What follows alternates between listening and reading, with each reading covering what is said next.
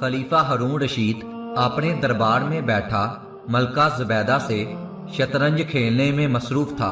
बहलोल पास बैठे ये सब कुछ अपनी आंखों से देख रहे थे कि उसी वक्त बादशाह के गुलाम ने आवाज लगाई, आली जां, एक मछली फरोश बरियाए बी की इजाजत चाहता है। इजाजत है। खलीफा ने फौरन इजाजत दे दी। मछली फरोश अंदर दाखिल हुआ और कहने लगा, आली जां, मैं आपके लिए बहुत ही उम्दा मछली लेकर हाजिर खिदमत हुआ हूँ। हारून ने मलका ज़ुबैदा की तरफ देखा और आहिस्ता से कहने लगा, ये बेचारा इनाम की तलाश में हमारे लिए मछली पकड़ कर लाया है। इसको 4000 दरम दे दिए जाएं तो कैसा रहेगा? मलका ज़ुबैदा बोली, नहीं मेरे सर के ताज, हरगिज नहीं। ये मामूली सा मछली फरोश इस काबिल नहीं है कि इसको 4000 दरहम दिए जाएं। यह बहुत बड़ी रकम है। इस तरह तो और बहुत से लोग लाइन लगाकर खड़े हो जाएंगे, फिर तो आप अपना सारा खजाना खाली कर बैठेंगे। ज़ुबैदा ने कुछ देर सोचा और एक तजवीज पेश की, आप इससे पूछे कि ये मछली नर है या मादा है। अगर वो कहे नर है तो कह दें कि नर हमें पसंद नहीं, और अगर वो कह दे कि ये मादा है तो वो हम लेंगे नहीं। इस तरह वो मछली वापस ले जाएगा और हमें रकम भी नहीं देनी पड़ेगी।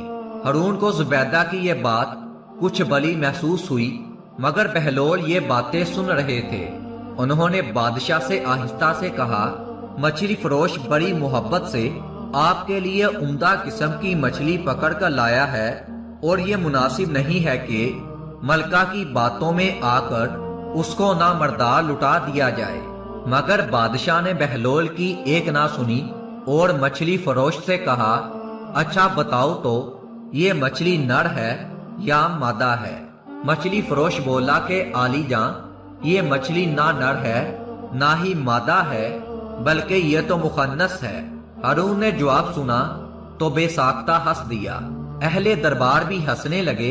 हमें तुम्हारी हाजिर दमागी ने बहुत मुतासिर किया, लिहाजा तुम्हें शाही खजाने से 4000 दरहम इनाम में दे दिए जाते हैं। मछली फरोश दरहम लेकर वापस पलटा ही था कि एक दरहम जमीन पर गिर गया। वो पकड़ने के लिए नीचे झुका ही था कि मलका ज़ुबैदा ने फिर हारून रशीद के कान में सरगोशी की के देखा कि आली जां कितना लालची इंसान है। ये मछली फरोश के एक दरहम अगर जमीन पर गिर गया है तो वो भी नहीं छोड़ा, जबकि बाकी सब तो उसके पास हैं। क्या खबर के कोई और जरूरतमंद वो दरहम उठाकर अपनी जरूरत पूरी कर लेता। हारून रशीद को फिर ये बात खटकी और फौरन मछली फरोश को पकड़ने का हुक्म दिया।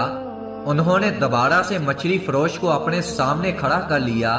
हजरत बहलोल दाना ने भी मलका की ये बात सुन ली। बोला कि आली जां, मलका के कहने पर मछली फरोश को ना रोकिए, आप उसे जाने दें। हारून रशीद ने हजरत बहलोल दाना की फिर से कोई बात ना सुनी और मछली फरोश से कहने लगा कि ऐ सयाद, हमें तेरी ये हरकत बहुत ही नागवारा गुजरी है कि तेरे पास 4000 दरहम मौजूद थे। तुम्हारा एक दरहम नीचे गिर गया तो फिर भी तुमने जो एक दरहम तेरा नीचे गिर गया था वो भी छोड़ना गवारा ना किया। अगर तुम शायद उसको ना उठाते तो कोई जरूरत का मारा उसे उठा लेता और अपनी जरूरत को पूरा कर लेता। मछली फरोश ने कहा कि आली जां, मैं जान की ईमान पाऊं तो कुछ अर्ज करूं। मछली फरोश कहने लगा, हजूरे वाला, ये गुलाम पस्ते फितरत नहीं बल्कि नमक की कदर करना जानता है। मैंने इसलिए वो दरहम उठा लिया कि उसके एक तरफ कुरानी आयात गुंदा है, जबकि दूसरी तरफ आपका इसमें ग्रामी मौजूद है।